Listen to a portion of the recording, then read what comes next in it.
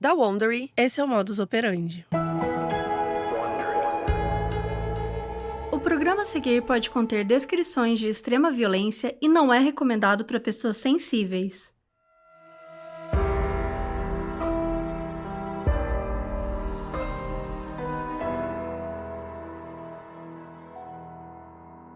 Duas turistas chegaram no Panamá para estudar espanhol e dar aula para crianças. Mas 2 semanas depois, elas decidiram fazer uma trilha e nunca mais foram vistas. A cidade inteira saiu para procurá-las e o que eles encontraram gerou mais perguntas que respostas. Eu sou a Mabê. Eu sou a Carol Moreira. E essa é a história de Chris Kremers e Lisanne Froome.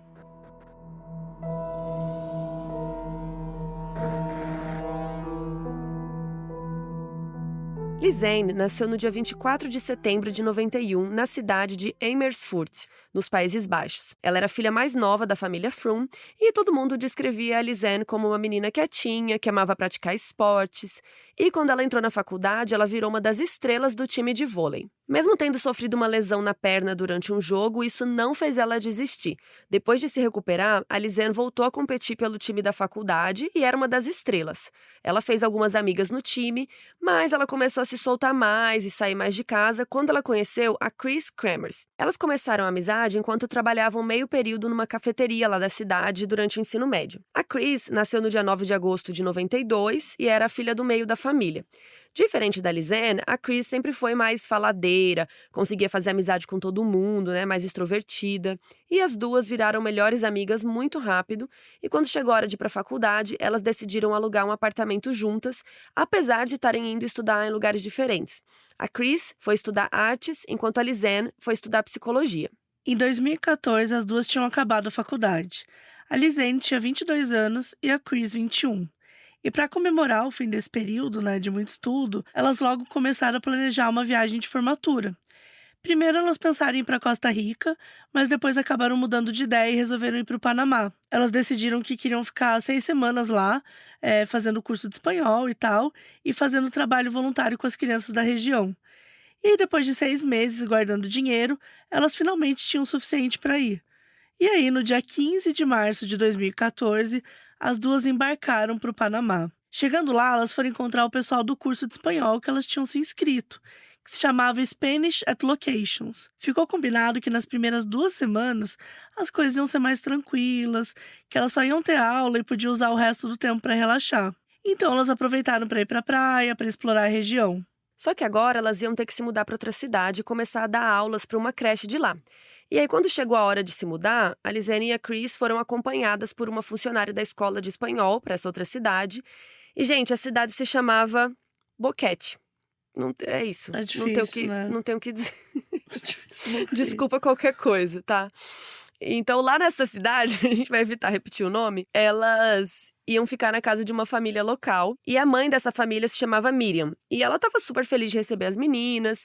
A Miriam até sabia que elas não falavam espanhol muito bem, mas ela estava acostumada a receber alunos estrangeiros, Então ela fez de tudo para as meninas se sentirem em casa. Mas, apesar da gentileza da Miriam, a Lisanne começou a se sentir um pouco desconfortável com a situação. Não tinha a ver com a família ali, mas ela estava num lugar estranho, com pessoas que ela não tinha intimidade, que falavam um idioma diferente, e ela era mais tímida, Então ela estava sentindo que parece que ela estava incomodando aquela família, e aquilo foi deixando ela meio incomodada, meio nervosa. Ela escreveu no diário dela que ela estava morrendo de saudade de casa e que ela queria voltar. Mas ao mesmo tempo ela não queria largar tudo, porque ia sentir como se tivesse desistido. Então, ela decidiu que ia tentar se distrair com os estudos, com os passeios, com o trabalho, enfim, para não ficar pensando muito nisso. E nesses momentos, assim, de distração, o pessoal do curso falou que eles tinham guias que acompanhavam as pessoas em várias trilhas diferentes ali pela cidade. E logo de cara, eles resolveram fazer uma trilha que demorava em torno de 2 horas e meia. Então, seria 5 horas, para ir e voltar. A trilha É o Pianista tem esse nome porque ela vai subindo, como se ela fosse uma escadinha, assim, os degraus na terra, eles lembram um pouco as teclas de um piano. E é uma das trilhas mais famosas daquela região porque passa perto do vulcão Baru, que é a montanha mais alta do Panamá. Só que os planos mudaram em cima da hora. No dia 31 de março, elas chegaram na creche para o primeiro dia de trabalho. E, gente, elas descobriram que a administração tinha confundido as datas que elas iriam chegar e ninguém estava preparado para elas estarem lá. Eles estavam achando que elas só iam chegar uma semana depois. Aí elas tentaram conversar e resolver, mas, segundo a Cris escreveu no diário dela, o pessoal foi super grosso e disse que tinha sido culpa delas. Aí elas ligaram lá pro curso pra contar o que estava acontecendo, porque o pessoal do curso que organizou tudo, aí eles pediram desculpa, mas o curso também limpou a barra deles, falando não, que eles tinham avisado o povo sim, que foi um erro da creche. Então ficou aquele, né, disse-me-disse, e aí eles prometeram que iam arrumar outro lugar pra elas trabalharem, mas naquela semana não dava mais, né, então pra elas aproveitarem, né, essa semana de folga e relaxar. E com todo esse tempo livre, então, as meninas resolveram dar uma olhada em outras atividades que elas poderiam fazer. E aí elas lembraram da trilha, né, do El Pianista, que elas só iam fazer no dia 2 de abril, né, que estava combinado com o guia já. E aí elas foram pesquisar para ver se elas conseguiriam fazer a trilha sozinhas, né, sem ter que ir com o guia. E segundo a pesquisa, a trilha entrava bem fundo na floresta, mas era bem fácil de se achar e também era fácil dar meia volta se você quisesse desistir. E quando elas chegaram em casa, elas contaram para Miriam que o plano era fazer a trilha no dia seguinte e tal, e elas estavam super animadas. E aí chegou o dia 1º de abril, elas acordaram cedo para começar o dia. E aí primeiro elas foram numa cafeteria e um pessoal que estava lá viu que as meninas estavam tranquilas, mas observou que elas não pareciam tão preparadas para a trilha, porque elas só tinham 2 garrafas de água e uma mochila pequena. E lembrando, né, gente, que a trilha demorava umas 5 horas para terminar e ficava ali no meio da floresta da América Central. Então, assim, era um calor muito grande, né? Tipo, talvez 2 garrafas não fossem suficientes, além de, enfim, outras coisas, assim, em relação ao equipamento. Eles também viram que elas tinham um mapa de papel da trilha, mas a Chris tinha baixado no Google Maps um mapa da trilha para ver offline pelo celular. E agora, a história fica um pouco confusa porque a gente não tem como saber exatamente o que aconteceu. Um taxista local disse que pegou as meninas na porta do curso por volta de 11h30 da manhã e as levou até o início da trilha. Algumas pessoas disseram que viram o cachorro do dono do restaurante ali que ficava no começo da trilha, que esse cachorro foi acompanhar as meninas pela trilha.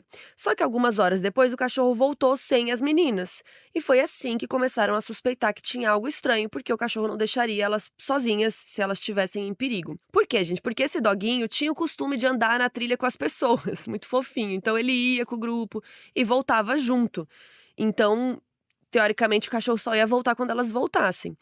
Mas, quando o cachorro voltou antes delas, ele também não estava agitado, não parecia que ele estava, né, latindo, tentando avisar nada. Ele voltou e viveu a vida do cachorro lá dele. Só que essa informação também não é 100% confirmada, porque não tem como saber se esse cachorro realmente foi com elas ou se é algo que as pessoas repetiram tanto, né, que ficou parecendo verdade. Enfim. A próxima testemunha foi um morador local que disse que tinha visto as meninas na trilha por volta de 1h30 da tarde e que elas estavam super de boa tirando fotos. O lugar onde ele encontrou elas é considerado o final oficial da trilha El Pianista, que é de onde dá para ver o vulcão. Então, né, segundo esse relato, era para elas terem dado meia volta depois disso.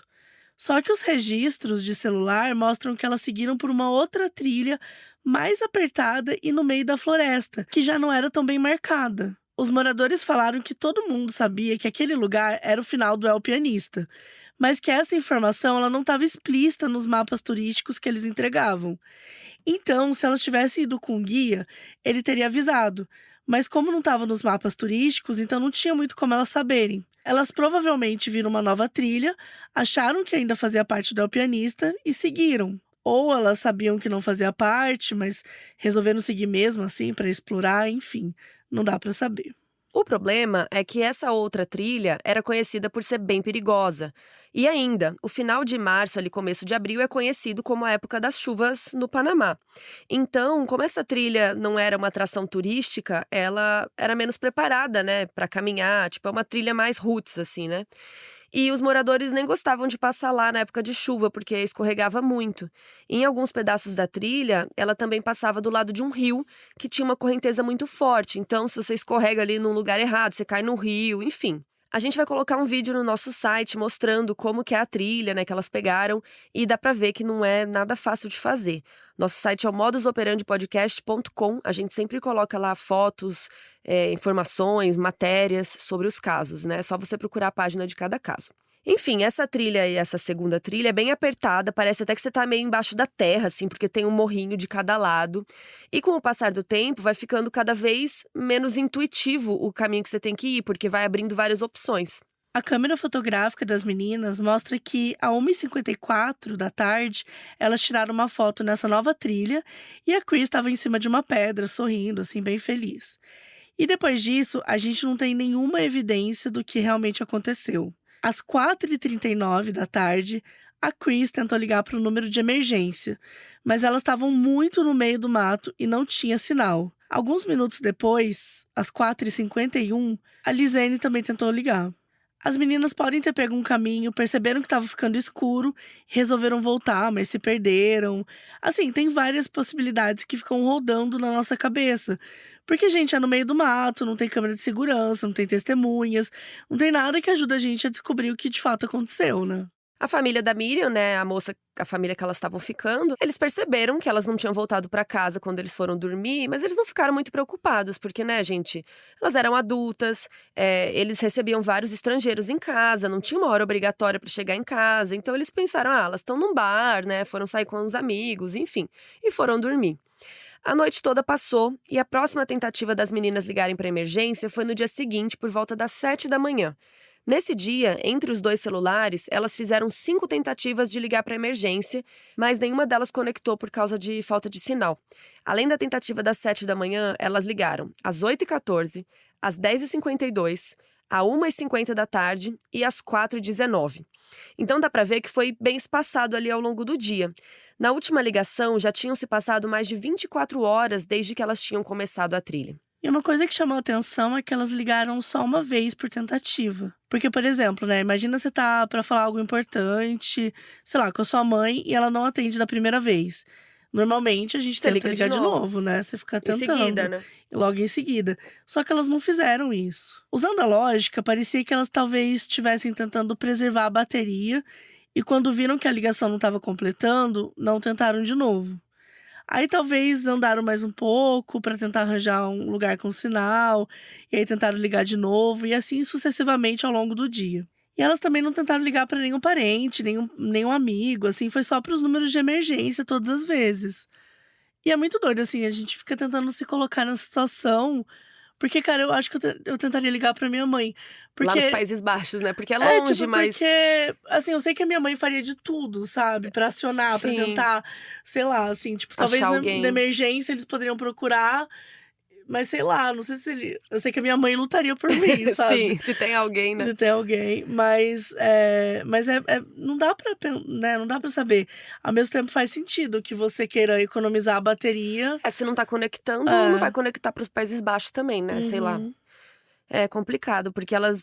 Parece que elas estavam economizando bateria mesmo, se foi o caso, né? Porque é bem espaçado. É difícil, né? A gente sempre fala que a gente nunca sabe como a gente vai agir nessa Sim. hora, né?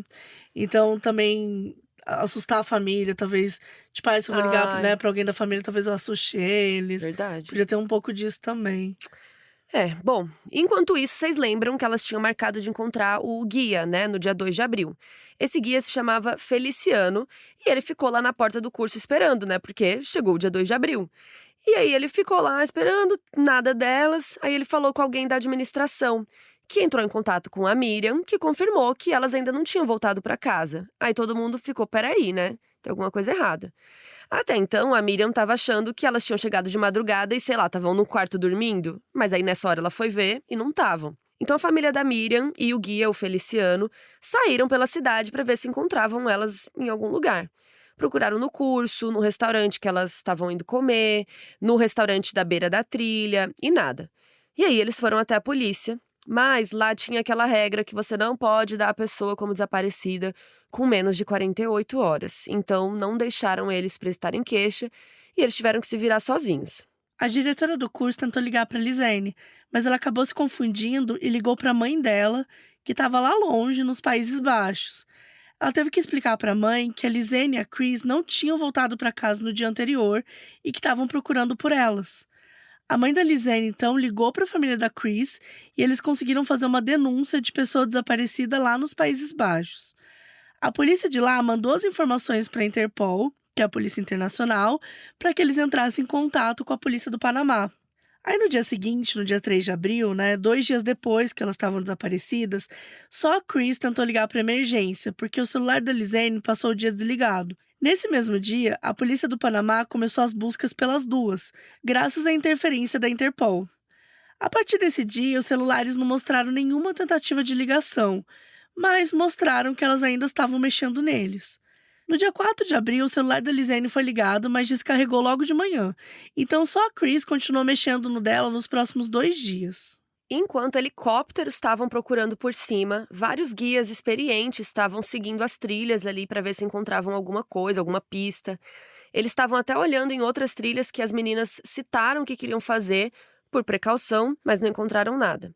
No total, eles seguiram 25 trilhas procurando por elas, mas nada foi encontrado. Chegando já no dia 6 de abril, os pais delas chegaram no Panamá com uma equipe da polícia dos Países Baixos, com detetives e cães farejadores que estavam prontos para procurar ali pela floresta pelos próximos 10 dias, o que eu achei muito chique e muito incrível. Gente, o povo da polícia dos Países Baixos foi até o Panamá procurar 2 meninas. Eu achei isso incrível. Se todos fossem assim, né, seria ótimo. As famílias também ofereceram uma recompensa de $30.000 para qualquer pessoa que tivesse informações que ajudassem eles a encontrar as meninas. No dia 8, a câmera digital da Lizane foi usada para tirar mais de 100 fotos de noite. E as fotos são muito estranhas, gente. A primeira foto foi tirada às 1h29 da madrugada e a última às 4h10 ali da madrugada. E são fotos assim de pedras, árvores, gravetos no chão e algumas assim que mostravam o cabelo da Chris, mas não o rosto. É muito esquisito. Realmente é muito misterioso esse caso, né? Ainda mais com essa história toda das fotos, de tantas fotos durante tanto tempo e umas fotos esquisitas. Então, basicamente, tem 3 teorias mais populares. A primeira era que, como a Lizane não aparecia nas fotos, ela estava usando o flash da câmera para iluminar o caminho para continuar andando de noite. A outra era que as fotos tinham sido tiradas no mesmo lugar e o motivo é bem triste. É especulado que a Chris já teria morrido e que a Lizane estaria tirando fotos do lugar para conseguir mostrar onde estava o cadáver da Chris. Por último, a Lizane poderia estar usando o flash como um sinal depois de ouvir as pessoas gritando o nome dela pela floresta. Muitas fotos eram do céu e das árvores, o que também podia ser uma tentativa de chamar a atenção dos helicópteros, né, apontando esse flash para cima. Em uma das fotos, parece que elas usaram pedaços do mapa de papel para escrever SOS no chão. E elas tinham colocado algum objeto com reflexo, que parece um espelho ou o fundo de uma lata de metal. Para o caso do helicóptero passar ali com a luz ligada, ele ia ver ou o SOS ou o reflexo, assim. Então era uma coisa bem inteligente. Super, né? Para tentar chamar a atenção. E aí as buscas continuaram sem nenhum sinal das meninas, gente, por vários dias. Até que no dia 11 de abril, o celular da Chris mostrou mais 2 atividades e foi desligado às 11h56 e nunca mais foi ligado depois disso. E ela ainda tinha 22% de bateria. Estranho. Por causa dessa pausa tão grande entre os dias aí de atividade, né, que tinha sido do dia 6 ao dia 11, é especulado que quem mexeu no celular no dia 11 não foram nenhuma das meninas. E aí o tempo foi passando, gente, e 2 meses e meio depois que elas tinham desaparecido, aí encontraram a pista mais importante, que é a base até para muitas das coisas que a gente está citando aqui. Isso aconteceu no dia 14 de junho. Uma mulher encontrou uma mochila na beira de um rio que ficava a 14 horas andando de onde as meninas tinham sido vistas pela última vez. A mulher disse que ela ia para aquela beira do rio ali com frequência para lavar roupa com o marido e tal. E nenhum dos dois tinha visto a mochila até aquele dia, né, gente? 2 meses e meio. Esquisito. Dentro da mochila tinham $87, os 2 celulares delas, a câmera digital, uma garrafa com água dentro ainda, 2 sutiãs e o passaporte só da Lizane. A mochila estava molhada, mas não completamente. Então, o dinheiro, por exemplo, estava seco, os celulares, a câmera, não estava nada super destruído, assim. A polícia precisou esperar vários dias para tentar recuperar as informações dos dispositivos, mas deu certo. E é daí que a gente tem as informações das atividades do celular e também as fotos da câmera. Uma coisa estranha, gente, é que eles conseguiram recuperar todas as fotos da câmera, menos uma. Lembra que a gente contou que a última foto das meninas na trilha era uma da Chris em cima de uma pedra? Depois dessa foto, tem uma que eles não conseguiram recuperar. E aí a foto seguinte já é o começo daquelas fotos de noite lá que foram tiradas dias depois. Então, essa foto do meio aí, né, essa foto que a gente não tem, ela foi tirada ali entre o momento que até então estava tudo ok na vida das meninas, né, elas estavam felizes na pedra e tal, e o último registro de vida delas. Pode não ser nada importante, mas, gente, o mais estranho é que para deletar completamente uma foto do cartão de memória, seria necessário usar um computador. Quando a gente deleta uma foto do celular ali na câmera, assim, não é que ela é 100% deletada, né? Ela deixa um rastro ali no cartão de memória que, com o programa certo, né, com um Mr. Robot lá, um hacker, dá para recuperar. E a polícia conseguiu usar um programa para recuperar todas as outras fotos, menos essa. E para isso também existem algumas teorias.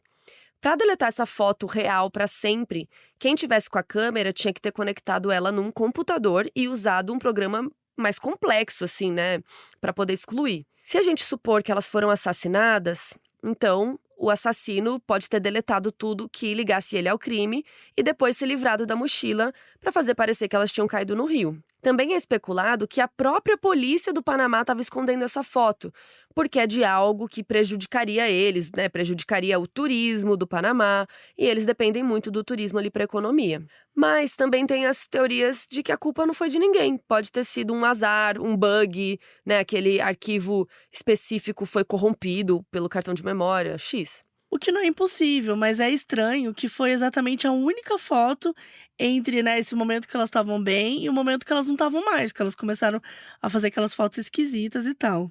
Ou ainda, né, pode ter sido um problema técnico e aí o cartão de memória pulou um número na contagem de fotos e nunca existiu uma foto ali no meio. Enfim, como a gente falou aqui, gente, são muitas hipóteses, são muitas perguntas que fica difícil, assim, de entender o que aconteceu. Os próximos itens que estavam na mochila que criaram teorias foram sutiãs. Aí você acha que todo mundo que usa sutiã consegue entender que tem uma explicação completamente lógica para eles estarem lá. Imagina que você tá no meio da floresta, morrendo de calor, se preocupando em estar viva, né? A última coisa que você vai querer é um sutiã te apertando. Sim, por favor. Então, essa é uma explicação bem provável que as meninas teriam tirado e guardado na mochila. Mas, levando em consideração a teoria de que alguém estava com a mochila delas para apagar as fotos da câmera, a polícia não descartou a possibilidade de abuso sexual. Com a descoberta da mochila perto do rio, os grupos de procura começaram a se concentrar naquela área. E, infelizmente, eles encontraram algo que confirmava que as meninas não estavam mais vivas.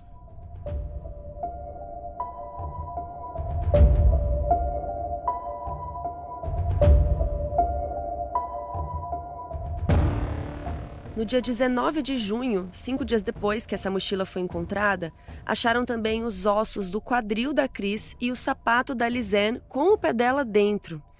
Com o passar do tempo, 33 ossos foram encontrados na beira do rio e testes de DNA confirmaram que eles pertenciam às meninas.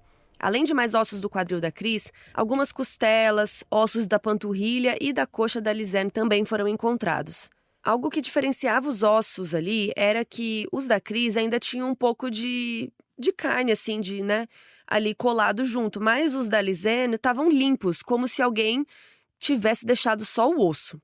E olha que estranho, gente. No total, 13% dos ossos do corpo da Lisanne foram encontrados e da Chris, menos de 1%. Ainda ali na mesma região, o short e um sapato da Chris foram encontrados também. Uma análise dos ossos mostrou que a explicação mais provável é que eles tinham sido separados do corpo por um processo natural de decomposição e que não tinham sido cortados por ninguém.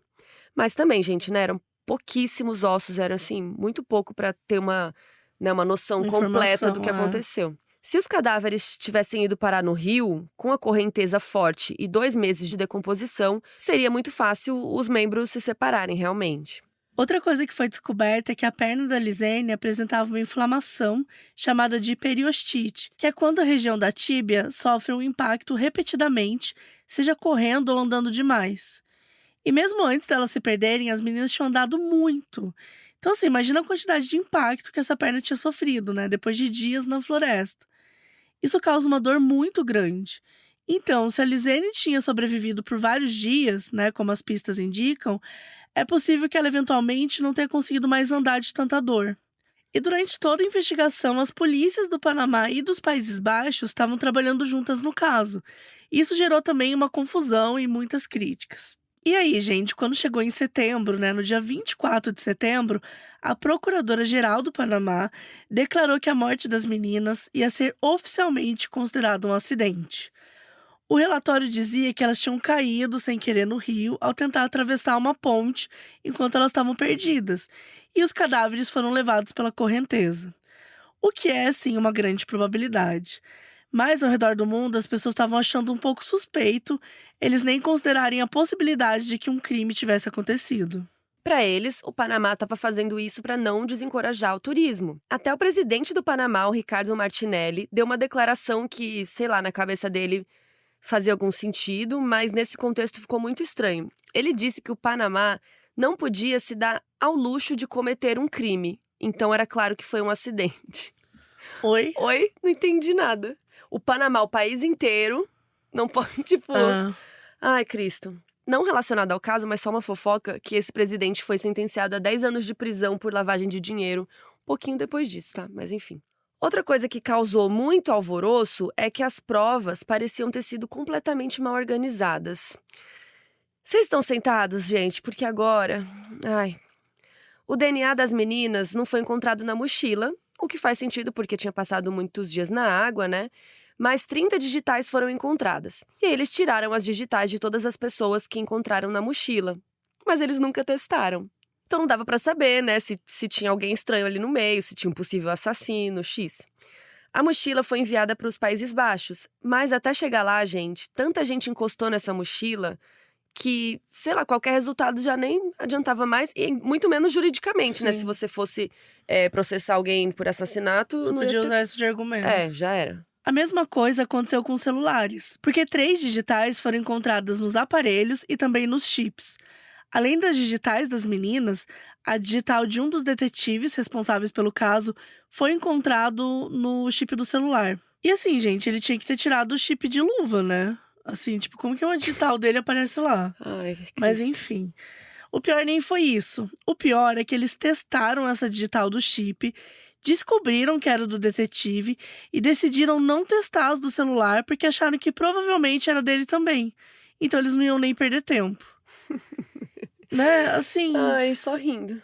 irritados com o jeito que a polícia do Panamá, né, tava lidando ali com a investigação desde o começo, os pais da Chris resolveram tentar encontrar provas de que as mortes poderiam não ter sido um acidente. Não era nem que eles queriam que fosse um crime, mas assim, como o Panamá estava tão contra considerar essa possibilidade, né? Geralmente quando você vê alguém tentando assim fortemente, parece que tá escondendo alguma coisa, Sim. né? Então assim, eles queriam os pais, e óbvio, os pais eles querem a resposta, gente. Por mais que doa, eles querem um fechamento, né? Eles queriam ver se tinha algo que a investigação ainda não tinha encontrado, se tinha alguma coisinha mais ali. Então, os pais da Chris fizeram o mesmo caminho que as meninas, né, tinham feito naquele dia, levando em consideração o GPS do celular e as fotos da câmera. Eles concluíram que só tinha uma direção que elas podiam ter seguido, então era impossível elas terem se perdido. O único momento em que a trilha tinha a opção de mais um caminho era 1h30 de caminhada depois da última foto ter sido tirada, que foi tirada no dia 8 de abril. Então, antes disso, elas poderiam só ter dado meia volta. Mesmo que tivesse ficado tarde e elas tivessem parado para dormir ou algo assim, era só elas terem continuado a trilha, né, e voltado a andar no dia seguinte. Eles também não encontraram nenhum ponto em que elas poderiam ter escorregado e caído no rio. Quando as mortes tinham sido declaradas oficialmente acidentais, os pais da Lisene tinham aceitado a explicação. Só que depois de terem ido lá andar na trilha, os pais da Chris estavam ainda mais convencidos que alguma coisa estranha tinha acontecido com elas. A família então contratou um advogado e processou a promotoria do Panamá pela investigação mal feita. Mas eles não conseguiram provas o suficiente contra a investigação para seguir em frente com esse processo e tiveram que desistir. De volta aos Países Baixos, fizeram um enterro com os ossos que tinham sido encontrados. Mas a família da Chris não queria desistir de encontrar mais partes dos cadáveres da menina. Com o apoio da família da Lisene, eles voltaram para o Panamá em janeiro de 2015, com uma equipe de investigadores. Isso incluía um antropólogo forense, um especialista em DNA, um criminólogo e 4 cães farejadores. Mas, infelizmente, eles não encontraram mais nada. Em março de 2015, a equipe concluiu que era pouco provável que as meninas tivessem se perdido, mas também não tinha nenhum motivo para acreditar que elas tinham sido vítimas de um crime.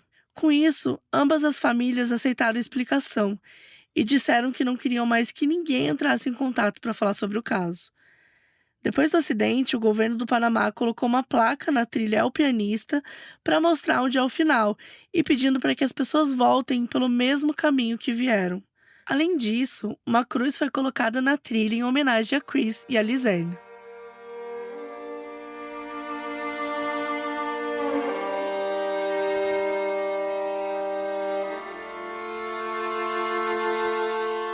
Em 2022, o podcast Lost in Panama foi lançado pelos jornalistas Mariana Antencio e Jeremy Critt. Diferente da explicação oficial, eles focam muito na possibilidade sim de ter sido um crime e viajaram para o Panamá para fazer uma investigação. E ainda eles estão tentando fazer com que o governo do Panamá reabra a investigação sobre o caso. No primeiro episódio, eles ali do podcast falam que enquanto eles estavam lá investigando por conta própria, 2 mulheres tinham desaparecido na cidade. E que de 2014 até 2022 foram 14 mulheres. Então, desaparecimentos não eram incomuns ali na cidade em si, né? Não na trilha. O fato é que a Chris e a Lizanne eram estrangeiras, né? Isso chama atenção, mas mulheres locais também sumiam ali com certa frequência. O pessoal do podcast conversou com um especialista em resgates do governo do Panamá e ele disse que a busca inicial pelas meninas tinha sido completamente mal feita. Num primeiro momento, as pessoas tinham seguido a El Pianista, né? E todas as trilhas por perto para ver se elas tinham ido parar em alguma delas e não encontraram nada. Então, o próximo passo deveria ter sido procurar na floresta em si, em locais sem trilhas, mas não foi isso que eles fizeram. Eles continuaram olhando as mesmas trilhas várias vezes, esperando magicamente encontrar alguma coisa na próxima vez.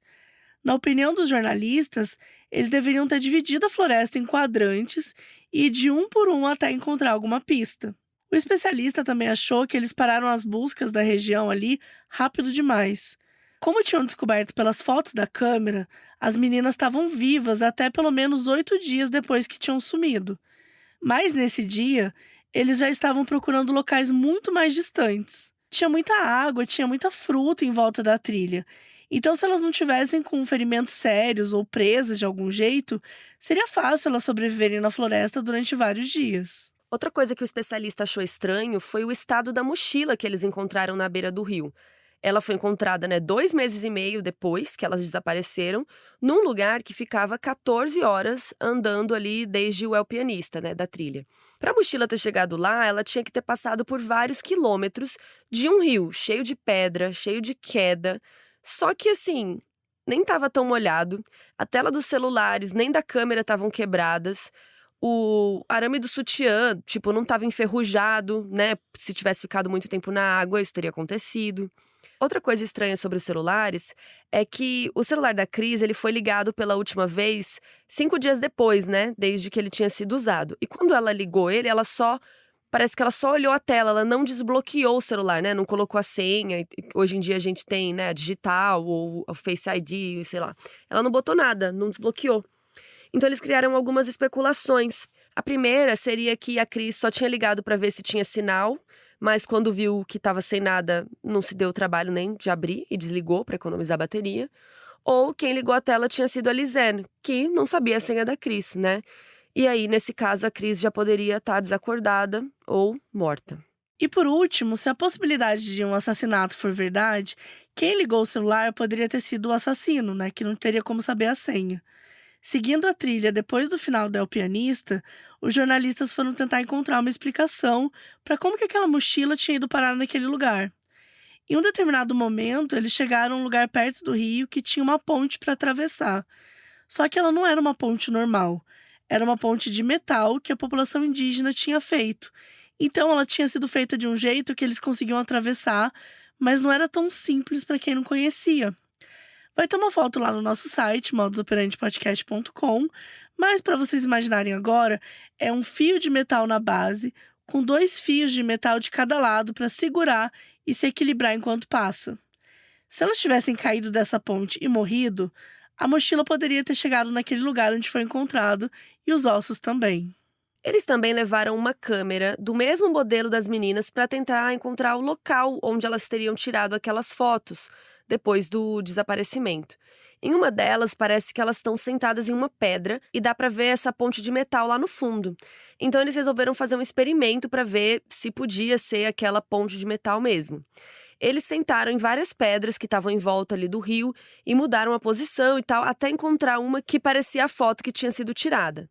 A foto não ficou 100% igual, porque, 8 anos já tinham se passado, a folhagem em volta mudou, mas ficou parecido o suficiente para eles ficarem confiantes que era mesmo aquela ponte. Só que isso deixou eles ainda mais confusos, porque se era aquela ponte, vários membros da comunidade indígena a usavam para chegar na cidade. Então, se elas estivessem lá por dias, alguém teria visto. Mas a teoria deles foi pro lixo quando eles levaram para um especialista em fotos. O especialista disse que o flash daquela câmera não tinha como iluminar uma ponte tão longe naquele ângulo. Para ele, aquilo que eles achavam que era ponte era só um reflexo de alguma outra coisa, tipo uma árvore. Ele disse que era o tipo de situação em que as pessoas tinham olhado para a foto com a ponte na cabeça, então elas viram que elas queriam ver. Então, mesmo que a foto estava um pouco parecida, não significava que elas tinham passado por ali. E no episódio 4 desse podcast, eles encontram com um legista que tinha feito a autópsia dos ossos das meninas.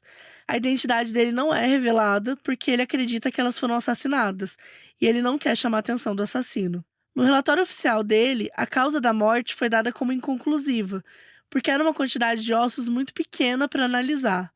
Mas, na experiência dele, pessoas que morrem acidentalmente têm mais partes do corpo encontradas. Porque, ninguém estaria ali tentando esconder se a pessoa morreu Sim. acidentalmente.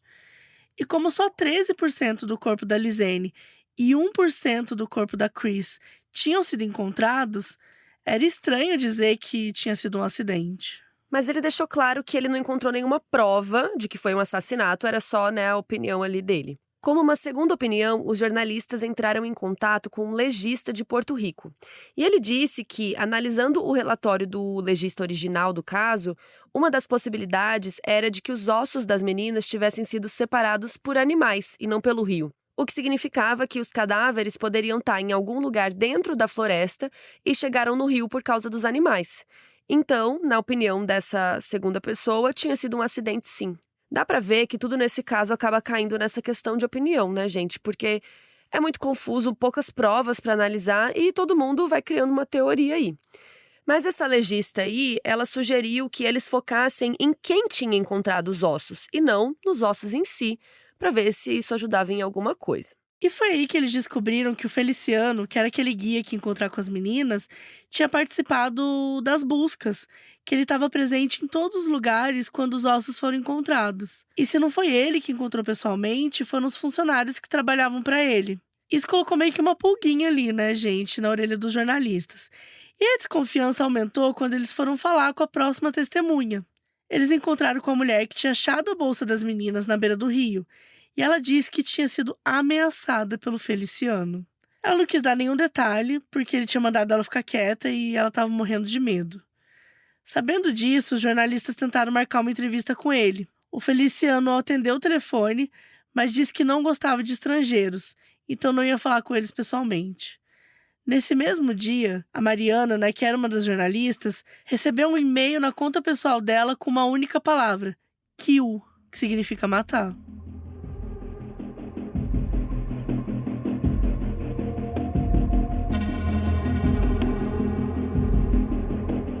Depois disso, os podcasters marcaram de fazer uma trilha com o Feliciano, mas sem revelar a identidade deles e nem o que eles estavam fazendo ali de verdade. Eles fingiram que eram turistas e jogaram o nome da Chris e da Lizane no meio da conversa para ver o que ele ia falar. E o Feliciano foi super de boa, super simpático, não teve problema algum em falar sobre o envolvimento dele no caso e que foi ele quem tinha começado a procurar pelas meninas quando elas não tinham aparecido para fazer a trilha. Só que conversando com outros moradores locais, os jornalistas descobriram que ele tinha uma casa perto de onde os ossos delas foram encontrados. Ele tinha um filho chamado Henry, mas que todo mundo chamava de Tito, que era mais ou menos ali da idade das meninas e que as pessoas descreviam como sendo meio estranho. O Tito era o tipo de cara que ele era tranquilo quando ele estava sóbrio, mas ele ficava violento quando ele bebia. E várias pessoas tinham visto esse cara com as meninas numa boate da cidade 2 dias antes delas desaparecerem. Mas o que mais assustou os jornalistas foi quando eles falaram com um morador local chamado Veríssimo Fuentes. Ele tinha participado da busca lá em 2014 e acompanhou o caso. E o Veríssimo revelou ali para os podcasters que 3 pessoas tinham morrido misteriosamente depois que a Chris e a Lizanne sumiram. Eles entraram em contato com um detetive particular ali da região para ver se ele sabia mais sobre essa história. O detetive disse que o informante tinha contado que as meninas tinham comprado maconha dos amigos do Tito depois que chegaram na cidade. O detalhe é que drogas são ilegais no Panamá, então esses amigos ali eram considerados criminosos pela galera de lá. Além disso, elas tinham ido em festas na casa desses amigos do Tito e foram vistas dentro do carro deles ali algumas vezes. O carro era uma caminhonete vermelha, e essa caminhonete tinha sido vista no mesmo dia que as meninas estavam lá, né, na trilha do El Pianista. Essa caminhonete estava lá perto do restaurante que ficava no começo da trilha. Só que eles não eram os únicos donos de caminhonetes vermelhas, né, da cidade, então poderia ser só uma coincidência. Também vale lembrar que nada disso é confirmado com provas, tá, gente? Foram comentários de pessoas aí 8 anos depois dos acontecimentos. E uma coisa que os jornalistas acharam estranho foi que a Chris e a Lizanne tinham diários e elas escreviam tudo que elas tinham feito ali nas 2 semanas. Mas elas nunca mencionaram nenhuma festa na casa de ninguém e nem que saíram com os moradores locais ali, né, com os meninos. Pode ser que elas não tenham escrito porque eles eram considerados criminosos ou que elas também não queriam que alguém lesse que elas estavam saindo com esse pessoal, enfim. Ou também, gente, pode ser que isso nunca tenha acontecido. Os jornalistas perguntaram se o detetive sabia alguma coisa sobre aquelas pessoas que tinham sido mortas depois que as meninas sumiram. E ele disse que a primeira vítima tinha sido o Osman, um homem que teria visto as meninas dentro do carro dos amigos do Tito. Ele foi encontrado morto na beira do rio com uma lesão na cabeça, 4 dias depois delas sumirem em abril ali de 2014. No primeiro momento, ninguém tinha conseguido definir se a lesão tinha sido feita por alguém ou se ele caiu e bateu a cabeça numa pedra. Mas os pais dele conseguiram fazer a polícia considerar um assassinato, mesmo que nunca tenham prendido o culpado. 1 ano depois disso, o José Murgas morreu atropelado. Ele era outro dos amigos do Tito, que estava ali no carro junto com as meninas quando eles foram vistos. Mais testemunhas disseram que ouviram ele discutindo com alguém segundos antes do carro bater nele. Então o detetive acha que ele talvez tenha sido atropelado de propósito. Naquele mesmo ano, o taxista que tinha deixado as meninas no começo da trilha foi encontrado afogado em um rio. Os jornalistas do podcast conseguiram uma entrevista com a mãe do Osman, aquela primeira vítima, né, que a gente tinha falado dessas 3. E assim como várias das pessoas com quem os jornalistas estavam falando ali, ela estava com muito medo. Ela disse que lutou muito para fazer a polícia considerar a morte do filho um assassinato, porque ele morreu com uma lesão na cabeça, assim, do nada, né? Mas que não tinha sido fácil. A família dela estava sendo ameaçada o tempo todo, as janelas da casa dela já tinham sido quebradas e ela vivia em constante medo de que os assassinos pudessem fazer alguma coisa com ela ou com seus outros filhos. Mas 2 dias antes do Osman ser assassinado, ele tinha dito para a mãe que os amigos do Tito iam matá-lo porque ele tinha visto as meninas no carro deles. Então, quando ele faleceu, ela não teve dúvidas que tinham sido esses amigos do Tito. E a convicção dela só aumentou quando um dos amigos do Tito, chamado José, foi falar com ela em 2015, 1 ano depois dos desaparecimentos, dizendo que estava morrendo de culpa e que precisava confessar.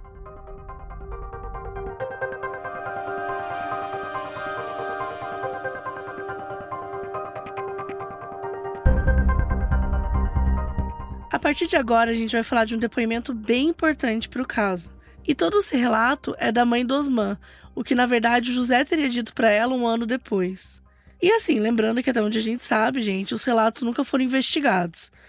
Mas, segundo isso, o José disse que uma amiga do Osman teria traído ele até o Rio e avisado lá para um grupo de amigos que era considerado perigosos ali pelos locais. Tipo assim, chamei o Osman aqui e avisei uma galera perigosa aí.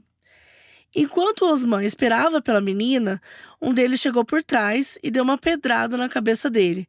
Depois jogaram ele de uma ponte para parecer que ele tinha se afogado. Além da morte do Osman, o José também tinha confessado o assassinato da Chris e da Lizane. Ele disse que ele e os amigos tinham seguido elas na caminhonete vermelha e viram a hora que o taxista deixou elas na trilha. E que aí eles a seguiram até lá em cima da trilha e esperaram elas começarem a descer para poder conversar. Eles disseram que viram elas subindo e queriam aproveitar para mostrar um lugar muito bonito que ficava ali perto. Parecia que as meninas tinham achado aquilo meio estranho, porque elas não tinham combinado de encontrar com esses caras, mas elas já conheciam eles, então elas acabaram confiando. Só que ao invés de levarem elas para um lugar para ver a paisagem, eles tinham chamado ela para casa de um deles. Aquela mesma casa que elas já tinham ido numa festa antes. Então, mais uma vez, era estranho, mas elas já tinham ido lá, tinha ficado tudo bem, então talvez elas tenham aceitado ir. Todo mundo teria começado a beber e os homens começaram a tentar beijar as meninas, mas elas não queriam. E aí o Tito, o filho do guia, começou a encostar na Cris e ela tentou empurrá-lo, mas ele não estava ligando e continuou ali, então ela deu um tapa nele. Isso teria deixado o Tito com muita raiva, e aí ele jogou a Cris no chão e começou a bater nela. A Lizane tentou defender a amiga, mas era ela contra 4 homens. Seguraram ela no chão e abusaram sexualmente antes de bater nela até a morte. E fizeram a mesma coisa com a Cris. E para cobertar o que eles fizeram, o Tito ligou para um dos funcionários do pai e pediu para ele limpar a cena do crime. Depois, esse mesmo funcionário desmembrou as meninas e colocou elas em sacos de lixo. E elas foram enterradas embaixo de uma mangueira perto da casa.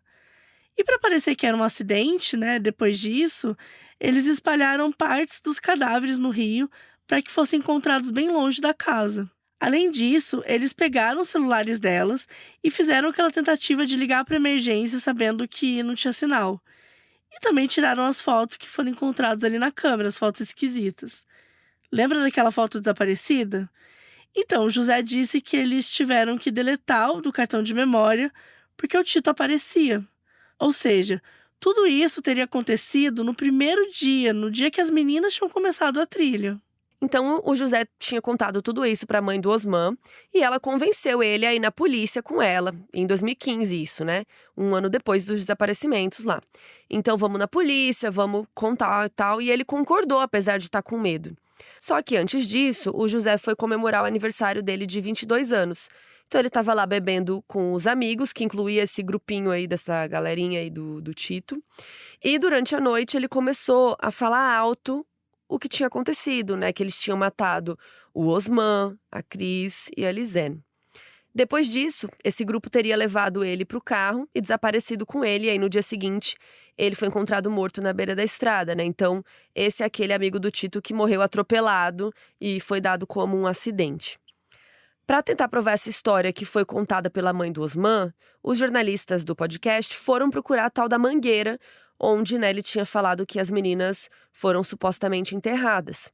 E chegando lá, eles encontraram a mangueira, o que dava uma credibilidade ali para a história, mas eles não podiam simplesmente pegar uma pá e sair desenterrando, na casa dos outros. Primeiro porque isso também ia contaminar as evidências, e também porque tinha gente em casa e, com certeza eles iam ver. Então, eles resolveram checar os arredores ali da casa e descobriram uma trilha escondida que ia da casa até o El Pianista, que pode ter sido por onde eles chegaram até lá. E o Tito, sendo filho de um guia de trilhas, provavelmente sabia da existência dessa trilha. Os jornalistas perguntaram para aquele especialista lá em resgate, dessa trilha, e ele disse que essa trilha não tinha feito parte da busca na época. Só que tinha uma coisa que não se encaixava nessa versão da história. As ligações para emergência que foram feitas no dia do desaparecimento pareciam possíveis numa situação de acidente, mas não de assassinato. Porque a última foto da câmera que mostra que as meninas estavam bem foi a 1h54 da tarde e a primeira ligação foi às 4h39, no primeiro dia da trilha. 3 horas seriam suficiente para elas terem se perdido na floresta, tentado se achar e resolveram ligar para emergência quando não conseguiram. Mas também não parece o suficiente para sair da trilha, fazer outra trilha, passar por tudo que elas teriam passado nessa casa. E aí os assassinos pensarem, vamos ter que fingir uma ligação aqui, Realmente é pouco tempo. Além disso, aquela trilha que saía da El Pianista para ir, né, que dava nessa casa, demorava 2 horas para ser feita. Então, né, não dava tempo. Aí o podcast dá 2 opções para que isso se encaixe na teoria do assassinato.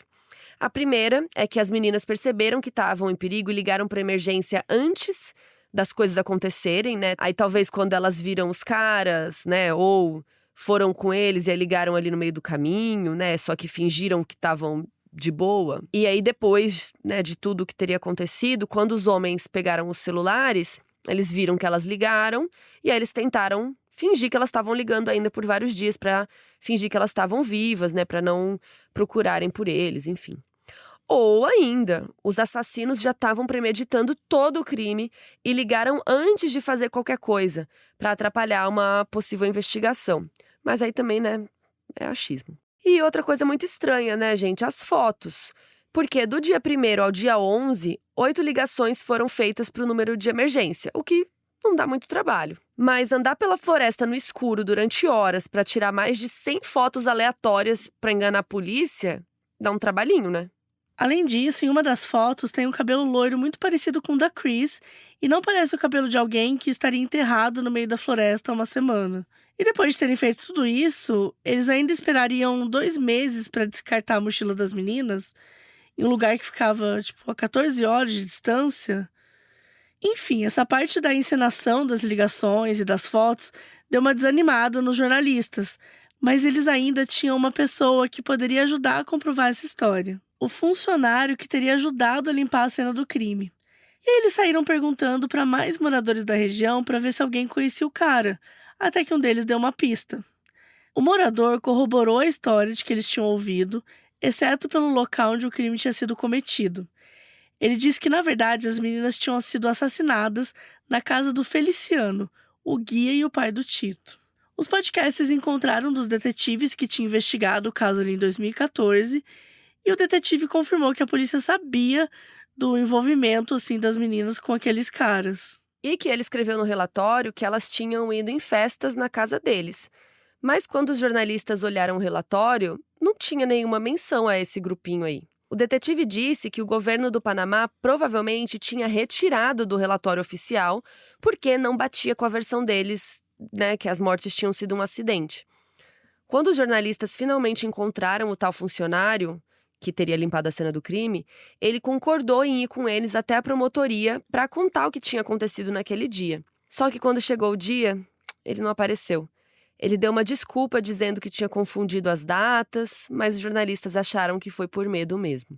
Afinal de contas, se tudo isso que a gente falou aqui for verdade, 3 pessoas já foram assassinadas depois por saberem demais dessa história. Os jornalistas tentaram ir sozinhos até a promotoria, mas o promotor não deu bola para o pedido de reabrir o caso porque eles não tinham prova nem testemunhas. E foi isso. Não tinha mais nada que eles pudessem fazer, além de publicar a história e esperar que novas informações aparecessem. Talvez esses jornalistas estejam certos, ou talvez realmente tenha sido um acidente, como a investigação original disse. De qualquer modo, algo muito trágico aconteceu com a Chris e com a Lizanne naquela trilha no Panamá.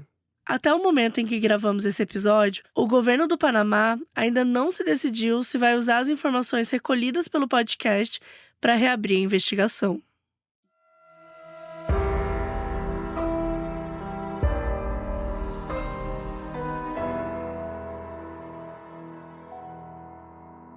Da Wonder, esse foi o Modus Operandi. Produção e apresentação, Carol Moreira e Mabê Bonafé. Roteiros, Bárbara Demerov, Carol Moreira, Luiz Leite, Mabê Bonafé e Paloma Fontes. Edição, Nathalie Martins. Produção, Bruna Vilela. Trilha de abertura, Leandro Neco. Identidade visual, Felipe Banjo. Pela Wondery, a produção executiva é de Fábio Silveira, Jéssica Redburn e Marshall Lewy.